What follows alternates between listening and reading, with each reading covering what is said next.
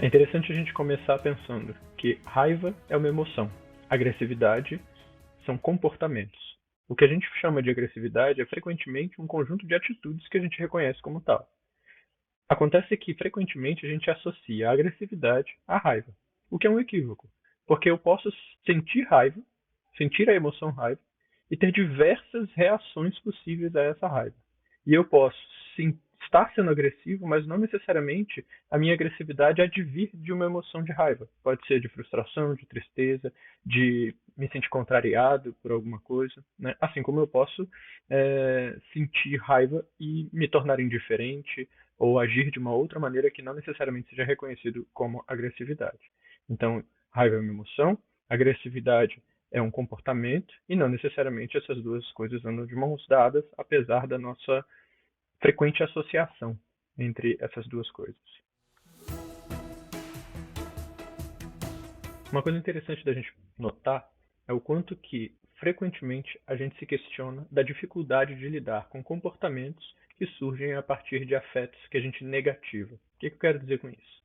Frequentemente a gente está pensando em como controlar as reações que a gente tem com o medo, as reações que a gente tem com a raiva, as reações que a gente tem com o ciúme, mas a gente dificilmente questiona as reações que a gente tem com a alegria, com a euforia, com a satisfação, a gratidão e outros afetos que a gente positiva culturalmente. O que me faz questionar é se a gente não está tendo um real problema aí que vem antes da atitude que a gente tem, né? Que vem antes da agressividade como reação, mas sim da emoção que sustenta essa agressividade. E aí me parece que a gente ocupa demais as mãos e tentar controlar uma emoção que deveria talvez ser acolhida, escutada, entendida como uma condição a partir da qual eu faço escolhas possíveis do que fazer com essa emoção, ao invés de eu simplesmente tentar controlar tudo e suprimir determinada emoção porque eu julgo ela imoral ou inadequada ou errada e simplesmente não conseguir me haver nem com a emoção e nem com as reações que eu tenho dela. Então, acho que a questão da agressividade deveria ser pensada em um passo anterior, num diálogo e numa reflexão a respeito das razões pelas quais eu me sinto agressivo, né? E talvez assim a gente consiga lidar melhor com essa emoção e, quem sabe, fazer uma agência mais ampla a respeito de como eu reajo a essa emoção.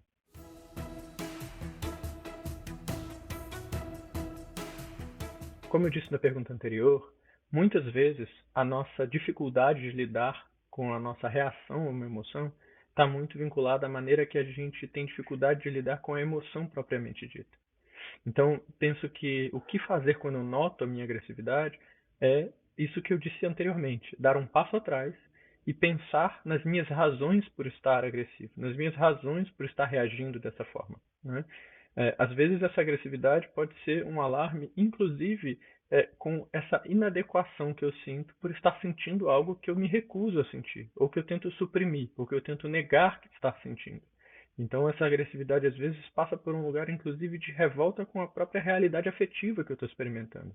Muitas das vezes, se a gente entender o nosso próprio lado, se a gente conseguir entender que os afetos são talvez essa coisa mais adequada à realidade afetiva que eu vivo do que qualquer outra coisa em mim, né? Aceitar que quando eu tenho medo é porque eu tenho minhas razões para ter medo, quando eu tenho raiva é porque eu tenho minhas razões para ter raiva, talvez eu consiga lidar melhor com as possíveis escolhas que eu faço diante desse afeto, diante dessa emoção.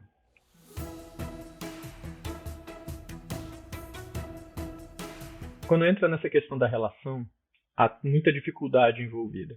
Porque quando a gente vai olhar em como uma pessoa está reagindo a uma determinada situação, quais comportamentos ela está tendo, a gente tende a achar que a gente sabe as razões dessa pessoa de antemão. Porque a gente faz uma leitura de reconhecimento daquela atitude ou daquele comportamento e espelha ele. E muito frequentemente a gente se identifica, na identificação da reação que a pessoa tem, a gente se identifica com esse processo. E acaba achando que o outro é agressivo pelas mesmas razões que eu seria agressivo. Que o outro reage de uma forma entristecida ou desanimada pelas mesmas razões que eu reagiria. Então, acredito que diante de um impasse na relação é sempre muito importante escutar e interrogar o outro. No processo de interrogar o outro, a gente inclusive dá a chance para que esse outro explique a si mesmo a respeito de como está reagindo e do que está sentindo. E no processo de me explicar, o outro também se escuta, né? Não é terapia, mas é terapêutico, da ordem, inclusive, do que uma relação pode oferecer. Então, eu diria que, é claro, respeitando o conhecimento e a experiência que cada relação tem colecionada pela sua convivência, né? A gente convive bem com uma pessoa, a gente tem uma experiência de conviver com alguém, a gente sabe mais ou menos como essa pessoa funciona, baseado em experiências pregressas, é preciso respeitar essa experiência, mas de modo geral eu incentivaria a que a gente interrogue na hora certa e da maneira adequada, interrogue essa pessoa a respeito de como ela está reagindo, interrogue como ela está se sentindo, né? Inclusive esteja atento às repercussões que esse comportamento que o outro tem em mim, o que isso vai produzir em mim, porque eu também vou contracenar com essa pessoa as minhas próprias reações e as minhas próprias emoções. A relação é sempre um desafio, porque tem muita coisa em cena ao mesmo tempo. Mas acredito que a comunicação é a maneira que a gente desembola esse novelo e encontra, quem sabe, até as pontas.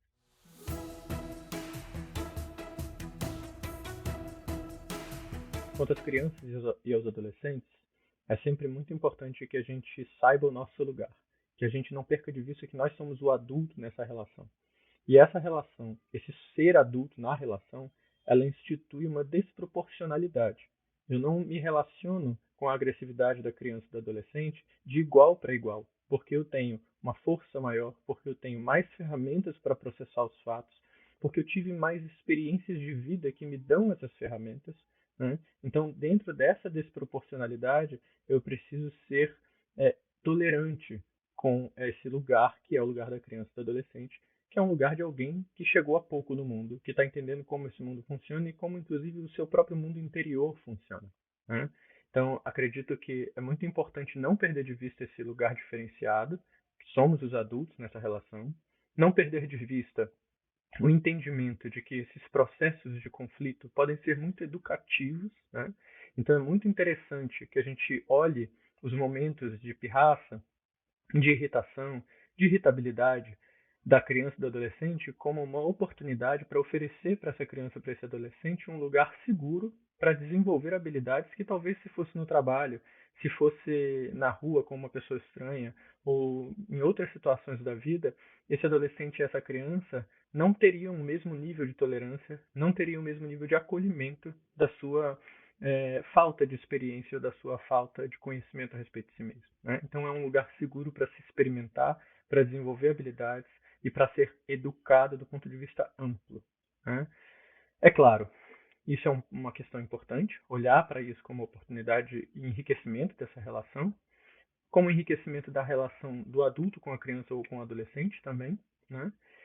Um momento que a gente pode experimentar uma relação mais autêntica, uma relação com maior escuta, com maior acolhimento, mas é preciso também estar atento a si mesmo nesse processo. Às vezes não é a hora, não é o lugar, você não vai ter condição de exercer esse papel do adulto, educador naquele momento, então talvez seja momento de se recolher um pouco, se preservar um pouco e resguardar-se para usar essas oportunidades e essa situação em uma oportunidade futura, em um evento futuro, e então aplicar essa perspectiva ou essa estratégia de negociação com o afeto dessa criança, desse adolescente.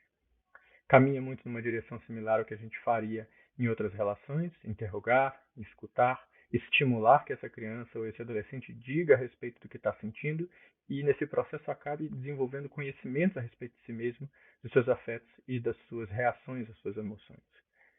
E acho que é por aí, né? O restante acho que é da ordem de uma certa exploração do que surge como possibilidade, seja dentro da relação, seja dentro da individualidade das duas pessoas ou mais pessoas que estão envolvidas nessa cena.